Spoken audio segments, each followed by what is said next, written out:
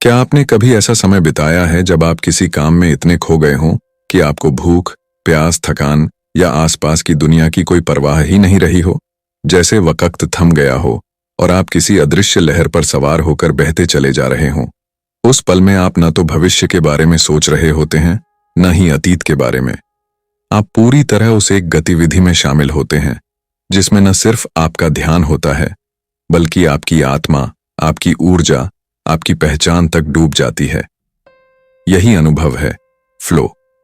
मशहूर psychologist Mihai चिक्सेंटमिहाई ने अपने वर्षों के शोध और हजारों लोगों के इंटरव्यूज के आधार पर इस मानसिक अवस्था को एक नाम दिया, flow, the psychology of optimal experience.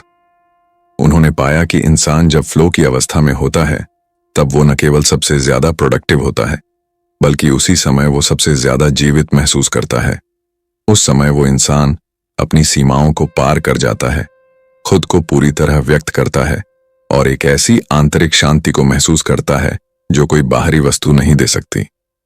इस किताब में बताया गया है कि फ्लो कोई जादुई क्षण नहीं होता जो कभी कभी खुद ब खुद आता है, बल्कि ये एक ऐसी स्थिति है जिसे हम खुद बना सकते हैं।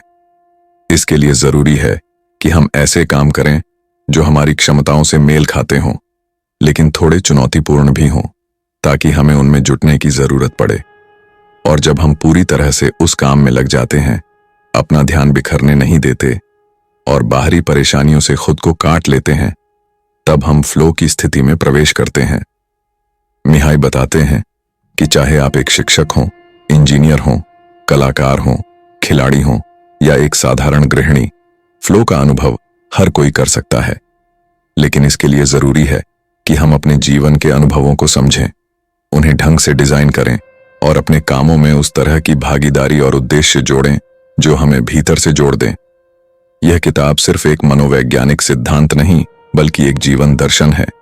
यह हमें बताती है कि कैसे हम अपने हर दिन को, हर पल को एक ऐसे अनुभव में बदल सकते हैं जो हमें केवल सफलता नहीं, बल्कि गहराई से भरा संतोष और आत्मिक आनंद दे।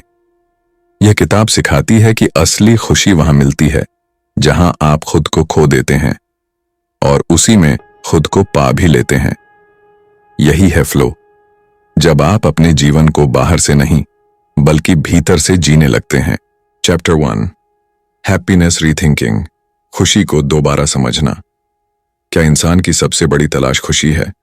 मिहाई चिक्सेंटमिहाई इस सवाल से इस किताब की शुरुआत करते हैं और एक जरूरी बात सामने लाते हैं कि हम सब खुशी चाहते हैं, लेकिन हमें यह नहीं पता कि वो असल में आती कहां से है।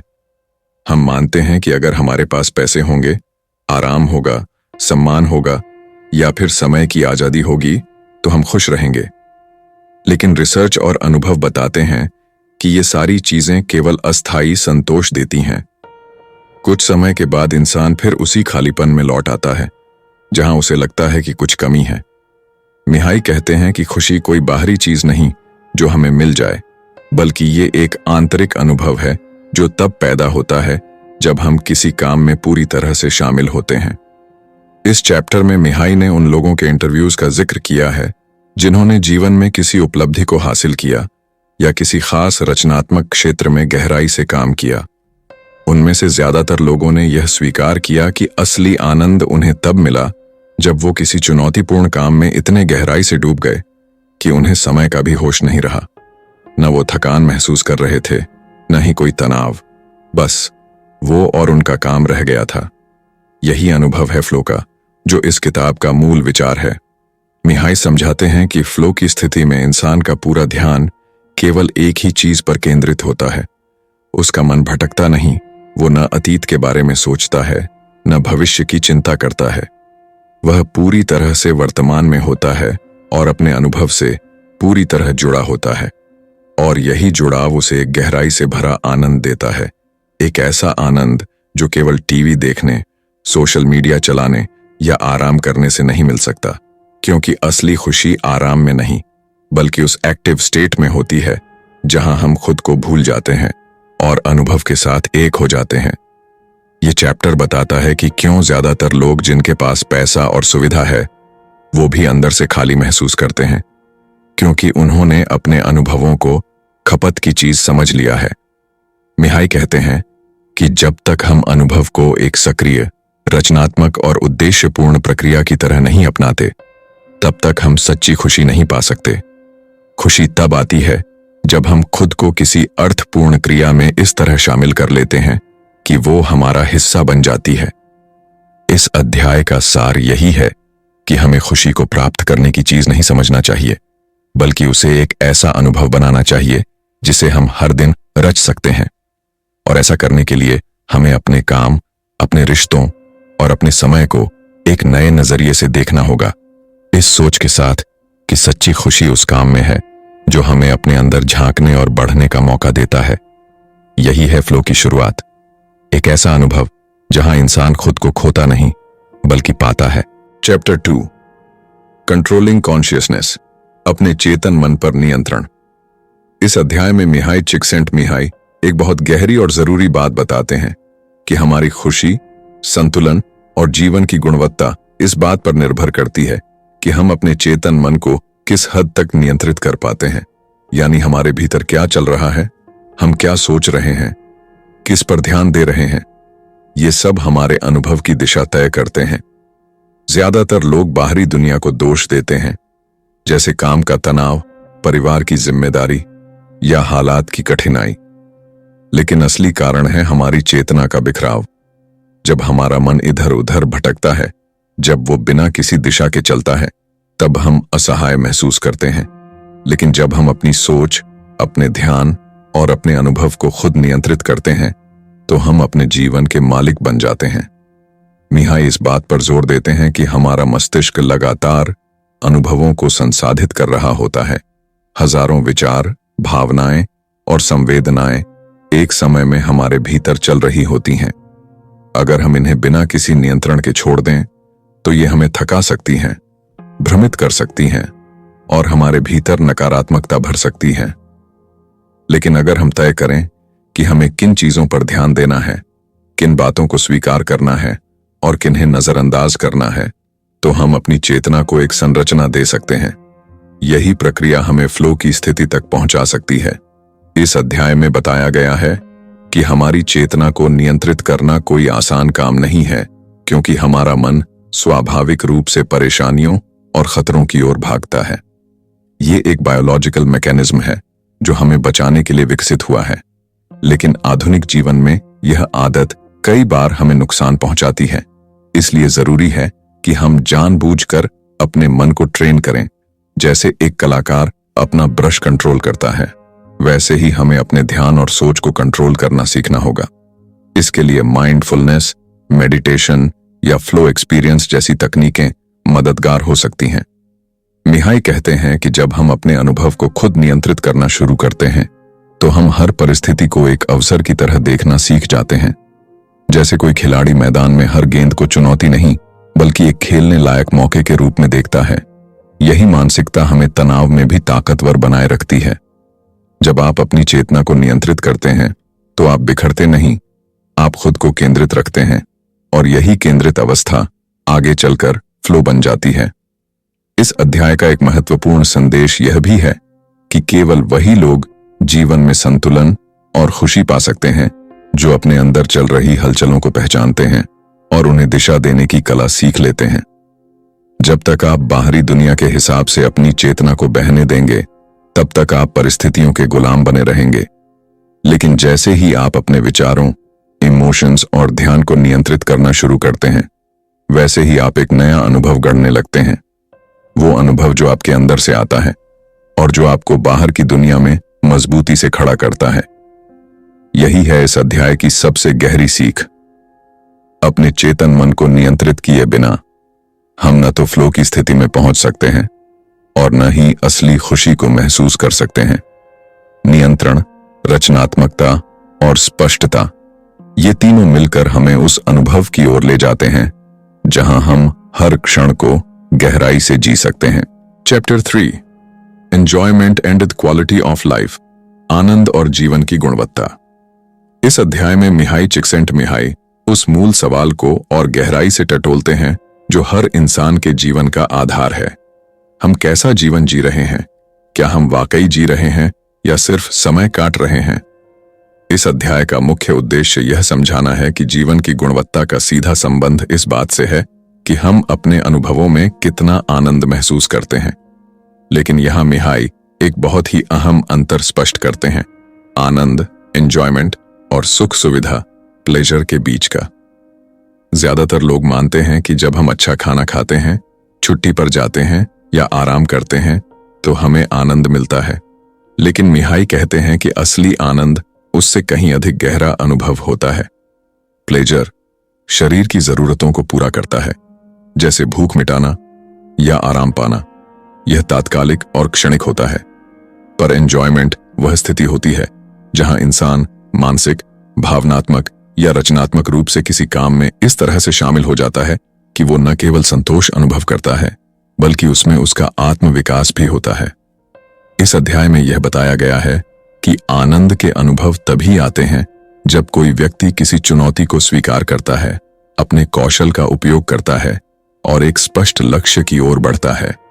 जैसे एक लेखक जो कई घंटे लगातार लिखता है और फिर उसे शब्दों की लय में आनंद महसूस होता है, या कोई संगीतकार जो सुरों में खो जाता है और उसके लिए समय का कोई मोल नहीं रह जाता। इस तरह के अनुभव ही हमारी जिंदगी की गुणवत्ता को बढ़ाते हैं, क्योंकि ये अनुभव हमें याद रहते हैं, हमें भीतर से भर देते हैं और हमें एक उद्देश्य का एहसास कराते हैं।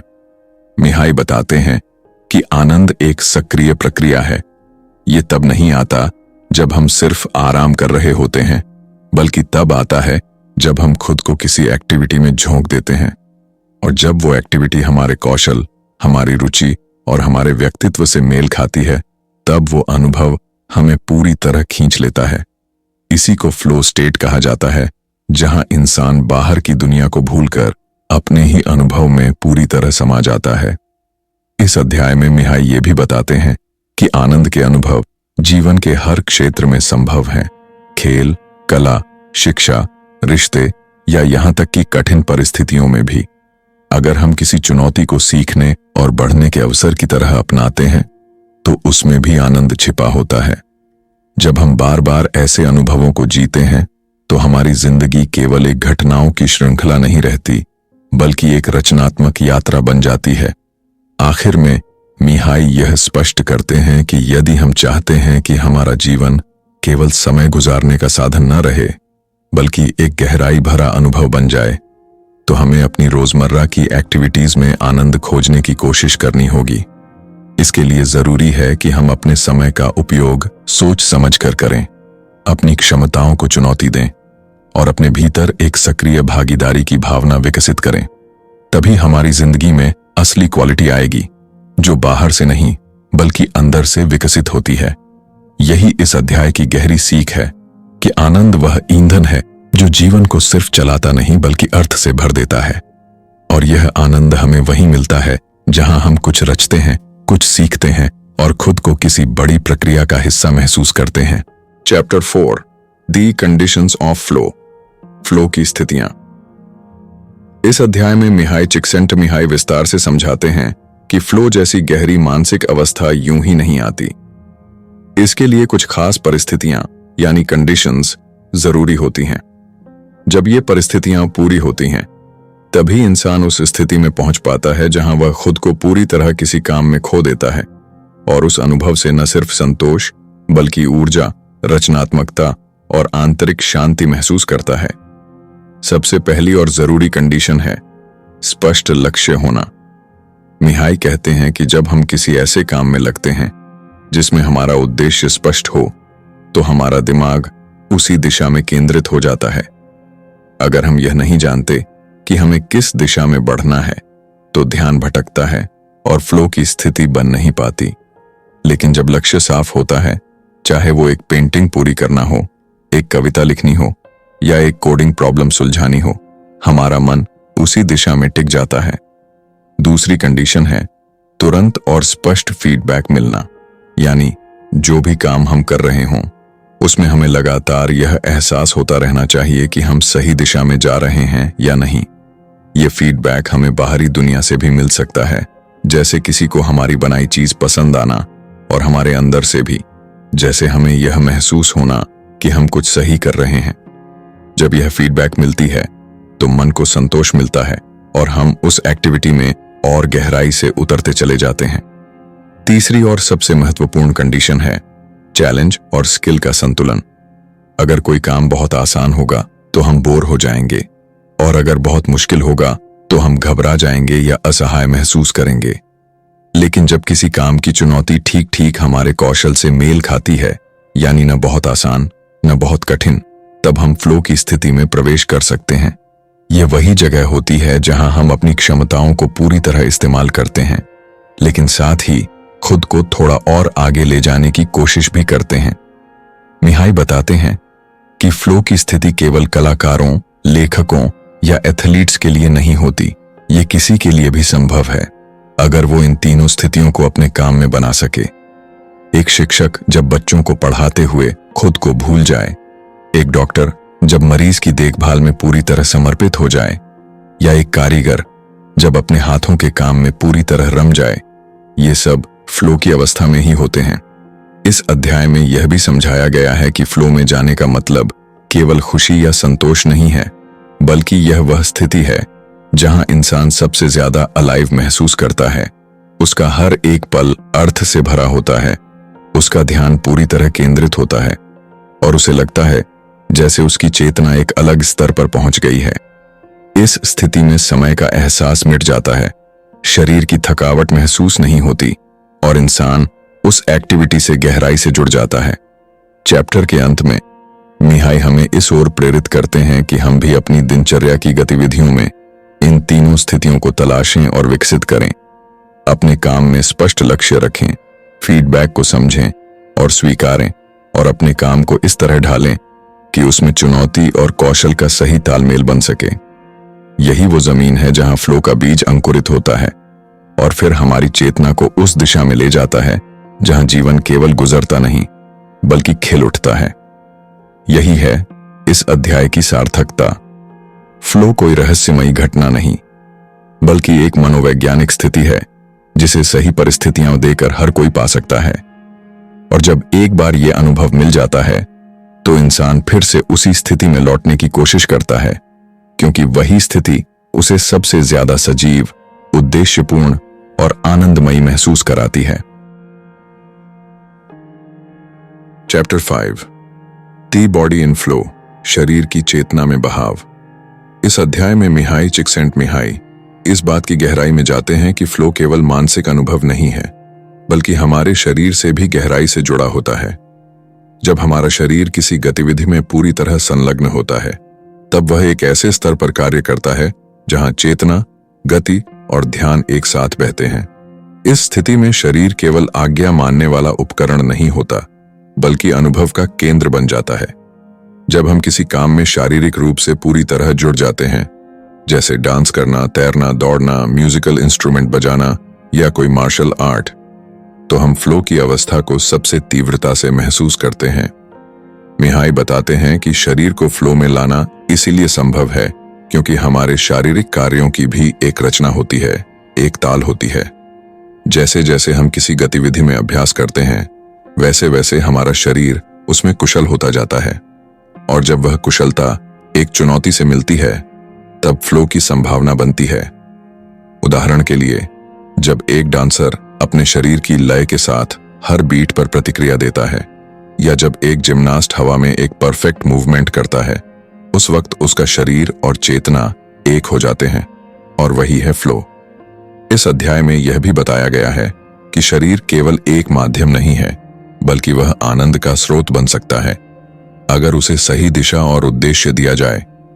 बहुत से लोग अपने शरीर को केवल दर्द, बीमारी या असुविधा से जोड़कर देखते हैं, लेकिन जब हम अपने शरीर को एक अभिव्यक्ति का जरिया मानते हैं और उसे ऐसे अनुभवों में लगाते हैं जो चुनौतीपूर्ण और सृजनशील हों, तो शरीर खुद आनंद का अनुभव देने लगता है। शरीर की हर गति, हर प्रयास, हर प्रतिक्रिया एक अर्थ लेने लगती है, और वही अनुभव हमें फ्लो की दिशा में ले जाता है। मिहाई बताते हैं कि खेलकूद, नृत्य, योग, तैराकी जैसी गतिविधियां शरीर को फ्लो में ले जाने के लिए बहुत कारगर हैं। इन गतिविधियों में स्पष्ट लक्ष्य होता है, त्वरित फीडबैक मिलता है, और हर बार हमें अपने कौशल को थोड़ा आगे बढ़ाना होता है। जब कोई धावक दौड़ते हुए अपने शरीर की गति, सांसों की लय और पसीने की धार में खो जाता है, तो वह किसी और ही दुनिया में पहुंच जाता है, जहां सिर्फ वो, उसका शरीर और वह गति होती है। समय का एहसास मिट जाता है, सोच रुक जाती है और केवल एक प्रवाह रह जाता है। यही है शारीरिक फ्लो का अनुभव। इस अध्याय में मिहाई एक और महत्वपूर्ण बिंदु उठाते हैं कि शरीर के माध्यम से फ्लो अनुभव करने से आत्मविश्वास बढ़ता है। जब हम अपने शरीर को चुनौतीपूर्ण कार्यों में लगाते हैं और उनमें सफल होते हैं, तो हमें लगता है कि हम किसी भी कठिनाई का सामना कर सकते हैं। इससे हमारे मानसिक संतुलन में भी सुधार आता है और जीवन के प्रति हमारा दृष्टिकोण अधिक सकारात्मक होता है।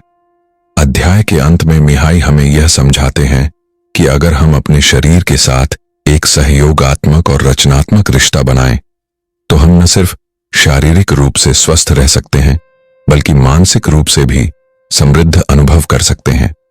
फ्लो की अवस्था केवल विचारों में नहीं, बल्कि शरीर की हर गति में, हर क्रिया में बस सकती है। अगर हम अपने शरीर को सिर्फ एक मशीन न मानकर एक साझेदार समझें। यही इस अध्याय का मूल संदेश है कि शरीर हमारी चेतना का पहला और सबसे पुराना जरिया है। अगर हम उसे समझें, उसकी सीमाओं और क्षमताओं को चुनौती दें और उसे रचनात्मक रूप से प्रयोग करें, तो वह हमें उस फ्लो की अवस्था में पहुंचा सकता है जहां हम सबसे ज्यादा जीवंत, सबसे ज्यादा पूर्ण और सबसे ज्यादा आनंदित महसूस करते हैं। Chapter 6 the flow of thought, विचारों का बहाव। इस अध्याय में मिहाई चिक्सेंटमिहाई हमारे मन के उस हिस्से पर रोशनी डालते हैं जहां शब्द नहीं होते, सिर्फ विचार होते हैं, कल्पनाएं होती हैं और वो आंतरिक प्रवाह होता है जो हमें रचनात्मकता और खोज की दुनिया में ले जाता है। पहले अध्यायों में उन्होंने बताया कि फ्लो कैसे शरीर के जरिए अनुभव किया जा सकता है, लेकिन यहां वे ये दिखाते हैं कि सोचने की प्रक्रिया भी फ्लो में जा सकती है। यानी जब हम गहराई से सोचते हैं, कुछ नया समझने या रचने की कोशिश करते हैं, तो हमारा मन भी उसी बहाव में डूब सकता है जिसमें एक कलाकार, खिलाड़ी या डांसर डूबता है। मिहाई बताते हैं कि दिमाग की फ्लो अवस्था तब उत्पन्न होती है जब हम किसी बौद्धिक गतिविधि में इस हद तक लीन हो जाते हैं कि हमें न वक्त का होश रहता है, न आसपास की दुनिया का।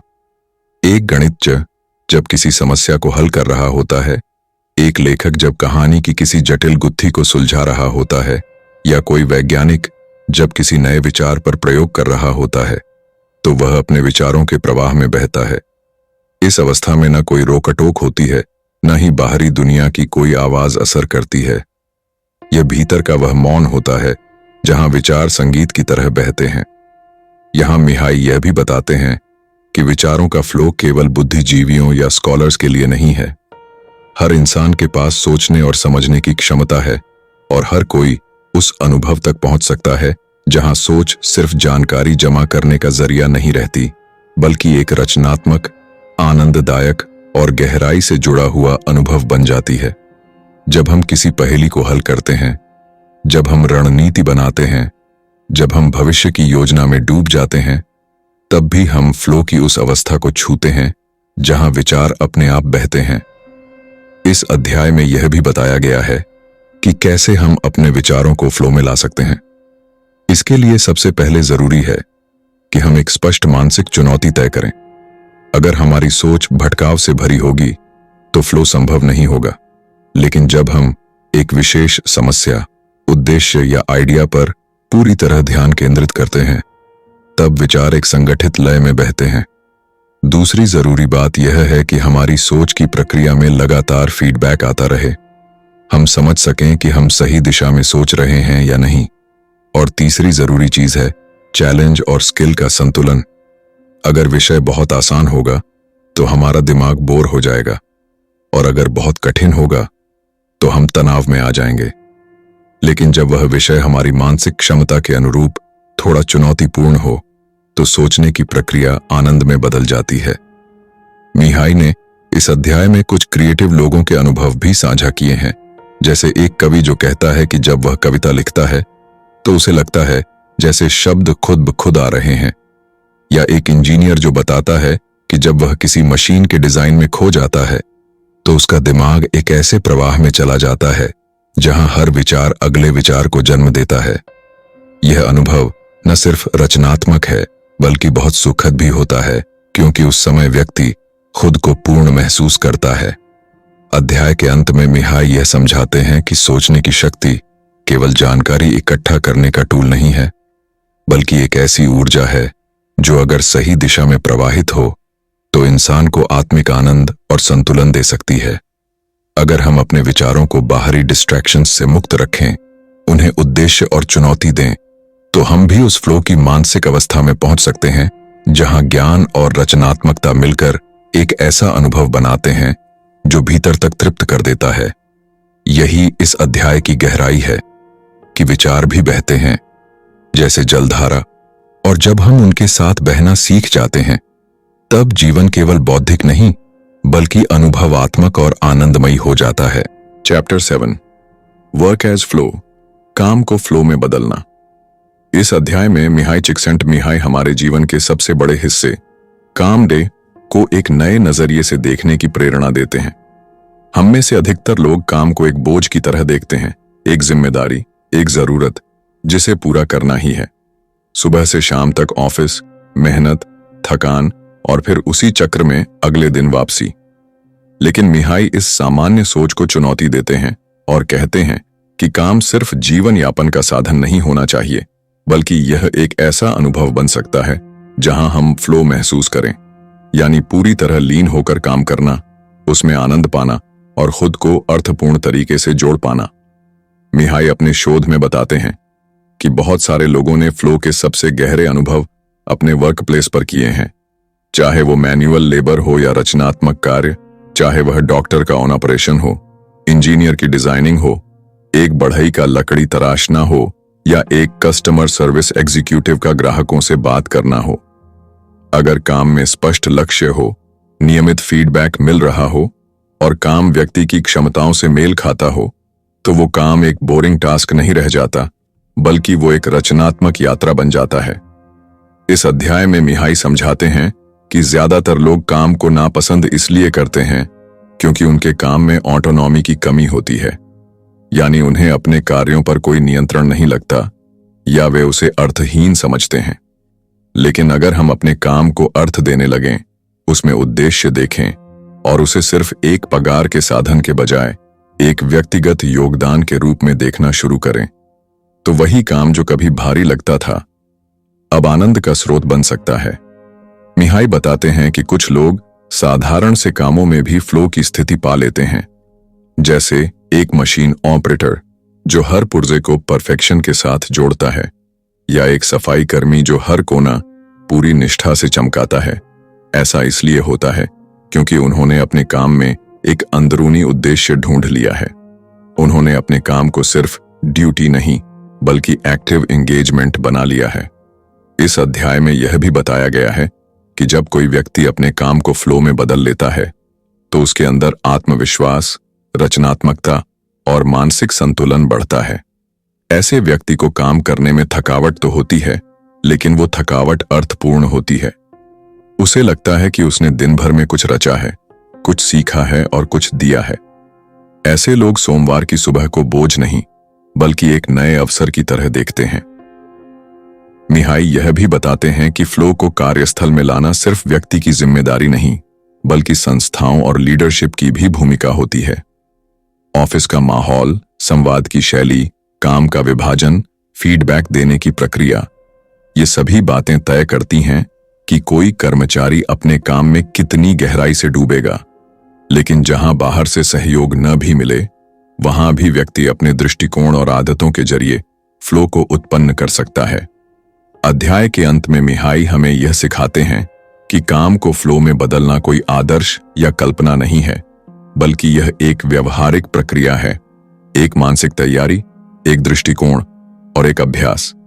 जब हम हर दिन यह सोचकर काम करते हैं कि यह मेरा कौशल निखारने का अवसर है, यह मुझे एकाग्रता, धैर्य और रचनात्मकता सिखा रहा है, तब वही काम जो पहले थकाऊ लगता था अब हमें भीतर से ऊर्जा देने लगता है। यही इस अध्याय का सार है। काम केवल जीविका का माध्यम नहीं है, बल्कि यह हमारे अनुभव, हमारे विकास और हमारे आनंद का एक प्रमुख स्रोत बन सकता है।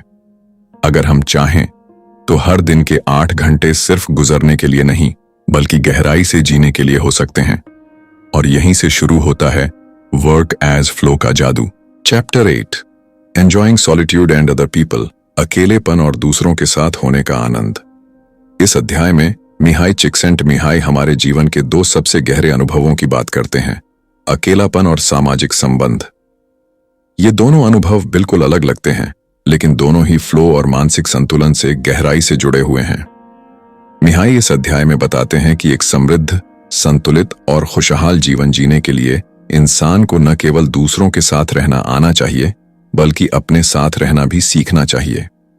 और अगर कोई इंसान इन दोनों अवस्थाओं में फ्लो महसूस कर सकता है, तो वह जीवन के 2 सबसे महत्वपूर्ण पहलुओं में महारत हासिल कर लेता है। सबसे पहले मिहाई सॉलिट्यूड यानी अकेले रहने के अनुभव की बात करते हैं। अक्सर समाज में अकेलेपन को नकारात्मक रूप में देखा जाता है, जैसे अकेलापन दुख का कारण है या अकेले लोग सामाजिक रूप से कमजोर हैं। लेकिन मिहाई इसका दूसरा पहलू दिखाते हैं। वो कहते हैं कि जब हम अपनी इच्छा से अकेले होते हैं और उस अकेलेपन का उपयोग आत्मचिंतन, रचनात्मकता या शांत अनुभव के लिए करते हैं, तो वही अकेलापन हमें भीतर से मजबूत बनाता है। एक लेखक जब घंटों अपने विचारों में डूबकर लिखता है, या एक संगीतकार जब अकेले बैठकर सुरों को खोजता है, तो वह अकेले होने का आनंद ले रहा होता है। इस प्रकार का अकेलापन हमें अपने आप से जोड़ता है और यह जुड़ाव हमें फ्लो की अवस्था में ले जाता है। मिहाई बताते हैं कि अकेले रहकर फ्लो में जाना तभी संभव है जब हमारा मन प्रशिक्षित हो, जब हम अपने विचारों से भागने की बजाय उन्हें समझने और उनके साथ रहने की आदत बना लें। ज्यादातर लोग अकेले होने पर बेचैन हो जाते हैं, क्योंकि उनका चेतन मन बिना बाहरी उद्दीपन के अस्त व्यस्त हो जाता है। लेकिन जो लोग अपने अनुभवों को दिशा देना जानते हैं, वे अकेले होने को एक अवसर की तरह देखते हैं, सोचने, महसूस करने, बनाने और विकसित होने का अवसर। अब मिहाई इस अध्याय में दूसरे बड़े पहलू पर आते हैं, दूसरों के साथ जुड़ना। इंसान एक सामाजिक प्राणी है और गहरे, अर्थपूर्ण संबंध उसके मानसिक और भावनात्मक स्वास्थ्य के लिए जरूरी हैं। लेकिन यहां मिहाई ये अंतर स्पष्ट करते हैं कि सभी सामाजिक इंटरैक्शन फ्लो नहीं लाते। कई बार हम लोगों के बीच रहकर भी अकेले, बोर या परेशान महसूस करते हैं। लेकिन जब हमारे संबंध सच्चे, सहयोगपूर्ण और चुनौतीपूर्ण होते हैं, जैसे एक गहरी बातचीत, एक टीम वर्क या किसी प्रिय के साथ साझा अनुभव, तो वे हमें फ्लो की स्थिति में ले जा सकते हैं। मिहाई कहते हैं कि फ्लो अनुभव केवल अकेलेपन में ही नहीं, बल्कि सामूहिक गतिविधियों में भी संभव है। जब लोग किसी प्रोजेक्ट में मिलकर रचनात्मकता के साथ काम करते हैं, जब वे एक टीम के रूप में लक्ष्य की ओर बढ़ते हैं, या जब कोई कलाकार और श्रोता एक संगीत कार्यक्रम में एक जैसी भावनाओं में बहते हैं, तो वे एक साझा फ्लो का अनुभव करते हैं। यह सामूहिक फ्लो न केवल संबंधों को गहरा करता है, बल्कि हर व्यक्ति के अनुभव को और भी समृद्ध बना देता है। इस अध्याय में मिहाई यह भी बताते हैं कि अच्छे संबंध भी अभ्यास और समझदारी से बनते हैं। हमें केवल समय बिताने की बजाय क्वालिटी इंटरैक्शन पर ध्यान देना चाहिए, जहां एक दूसरे की बात सुनी जाए, समझा जाए और मिलकर कुछ नया बनाया जाए। जब रिश्तों में यह गहराई होती है, तब वे हमें मानसिक तौर पर मजबूत करते हैं और हमें उस फ्लो में ले जाते हैं जो अकेले पाना कभी कभी कठिन होता है। अध्याय के अंत में मिहाई एक संतुलन की बात करते हैं कि एक संतुलित व्यक्ति वह है जो अकेले रहकर भी खुश रह सकता है और दूसरों के साथ जुड़कर भी खुद को खोए बिना गहराई से जुड़ सकता है। जब इंसान अकेलेपन में फ्लो पाता है, तो वह आत्मनिर्भर होता है, और जब वह सामाजिक संबंधों में फ्लो पाता है, तो वह सह अस्तित्व की कला में पारंगत होता है। यही इस अध्याय की गहन सीख है। फ्लो केवल एक निजी अनुभव नहीं है, यह संबंधों की ऊर्जा से भी पैदा होता है।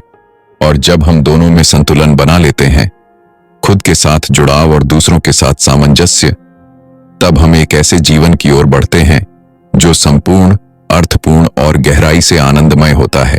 चैप्टर 9, चैलेंजिंग च्योज, अराजकता को चुनौती देना। इस अध्याय में मिहाई चिक्सेंटमिहाई जिंदगी की सबसे कठिन सच्चाई से हमारा सामना कराते हैं। अराजकता यानी जीवन में आने वाली अनिश्चितताएं, समस्याएं, दर्द, नुकसान और वह सब कुछ जो हमारी योजना के बाहर घटता है। हम सब अपनी जिंदगी को सुव्यवस्थित, सुरक्षित और नियंत्रित रखना चाहते हैं, लेकिन वास्तविकता यह है कि जीवन में अक्सर ऐसे क्षण आते हैं जहां कुछ भी हमारे हाथ में नहीं होता। ऐसे वक्त में ज्यादातर लोग टूट जाते हैं, बिखर जाते हैं या निराशा में डूब जाते हैं। लेकिन मिहाई पूछते हैं, क्या हम इन अराजक क्षणों को भी फ्लो में बदल सकते हैं? क्या हम ऐसी मानसिक शक्ति विकसित कर सकते हैं जिससे हम कठिन परिस्थितियों में भी उद्देश्य और आनंद खोज सकें? मिहाई इस अध्याय में कई उदाहरणों के जरिए दिखाते हैं कि कैसे कुछ लोग बेहद मुश्किल हालात में भी एक खास तरह की आंतरिक स्पष्टता और संतुलन बनाए रखते हैं। एक युद्धबंदी जो वर्षों तक जेल में रहने के बावजूद अपनी सोच को टूटने नहीं देता। एक शारीरिक रूप से अपंग व्यक्ति जो अपने शरीर की सीमाओं को स्वीकार कर न केवल आगे बढ़ता है बल्कि जीवन में गहराई से आनंद भी महसूस करता है। ये सब उदाहरण इस बात का प्रमाण है कि हमारे बाहरी हालात चाहे जैसे हों, अगर हमारी चेतना नियंत्रित और प्रशिक्षित हो तो हम अराजकता के बीच भी फ्लो बना सकते हैं। इस अध्याय का मूल संदेश यह है कि अराजकता को टाला नहीं जा सकता, लेकिन उसे चुनौती दिया जा सकता है। मिहाई कहते हैं कि हर बार जब कोई कठिनाई सामने आती है, बीमारी, दुर्घटना, नुकसान या असफलता, तो हमें दो रास्ते दिखते हैं। एक, हम खुद को परिस्थितियों के हवाले कर दें और पीड़ित बन जाएं। दूसरा, हम उस स्थिति को एक मनोवैज्ञानिक चुनौती की तरह देखें, एक ऐसा अवसर जहां हम अपने मन को और अधिक सशक्त, गहरा और नियंत्रित बना सकें। जब हम दूसरा रास्ता चुनते हैं, तभी हम किसी भी अराजक स्थिति को एक फ्लो अनुभव में बदलने की क्षमता विकसित कर पाते हैं। मिहाई इस अध्याय में यह भी बताते हैं कि कठिन परिस्थितियों में फ्लो की स्थिति सिर्फ काम में डूबने से नहीं आती, बल्कि एक विशेष मानसिक ढांचे से आती है, जिसे वह आंतरिक अर्थ निर्माण की शक्ति कहते हैं। जब व्यक्ति अपने अनुभवों को अर्थ दे सकता है, जब वह हर दर्द या कठिनाई में कोई गहरा सबक खोज सकता है, तब वह अराजकता को केवल बुरा अनुभव नहीं मानता, बल्कि उसे आत्मविकास का माध्यम बना लेता है। यही वह बिंदु है जहां पीड़ा भी रचना बन सकती है, असफलता भी सीख बन सकती है और जीवन का सबसे अंधेरा हिस्सा भी रोशनी का रास्ता बन सकता है। इस अध्याय में मिहाई यह भी स्वीकार करते हैं कि यह आसान नहीं है। दुख की अवस्था में जब सब कुछ टूटता हुआ लगता है, तब किसी भी चीज में अर्थ खोजना मुश्किल होता है, लेकिन यही वह क्षण होता है जहां आत्मचेतना की असली परीक्षा होती है। जो व्यक्ति उन क्षणों में भी अपने मन को दिशा दे सकता है, जो अपने अनुभवों पर प्रतिक्रिया देने की बजाय उन्हें ढाल सकता है, वही सच्चे अर्थ में फ्लो का मास्टर बन सकता है। अंत में मिहाई यह समझाते हैं कि जीवन कभी पूरी तरह नियंत्रित नहीं हो सकता, लेकिन हम खुद को इस तरह प्रशिक्षित कर सकते हैं कि हम हर अनुभव को रचनात्मक ढंग से जी सकें, चाहे वह सुंदर हो या कष्टदायक। यही वह मानसिक शक्ति है जो किसी भी व्यक्ति को केवल एक पीड़ित नहीं, बल्कि एक रचनाकार बनाती है, जो अराजकता को चुनौती नहीं, बल्कि अवसर की तरह देखता है। यही है इस अध्याय का गूढ़ और प्रेरणादायक सार। अगर हम चाहें तो सबसे बुरे अनुभवों को भी गहराई, अर्थ और शक्ति में बदल सकते हैं, और जब हम ऐसा करते हैं, तब हमारी चेतना केवल बहने वाली नहीं रहती, वह बहाव की दिशा खुद तय करने लगती है, और यही है असली फ्लो। शुक्रिया।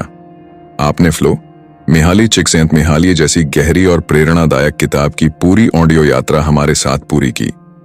इस सफर में हम सबने मिलकर सीखा कि असली खुशी कोई संयोग नहीं, बल्कि एक कला है, जीवन को इस तरह जीने की कला, जिसमें हम अपने हर अनुभव में पूरी तरह डूब जाएं, हर क्षण को अर्थ से भर दें और अपने भीतर की चेतना को इतनी सजग बना लें कि वह किसी भी परिस्थिति में संतुलन बनाए रख सके।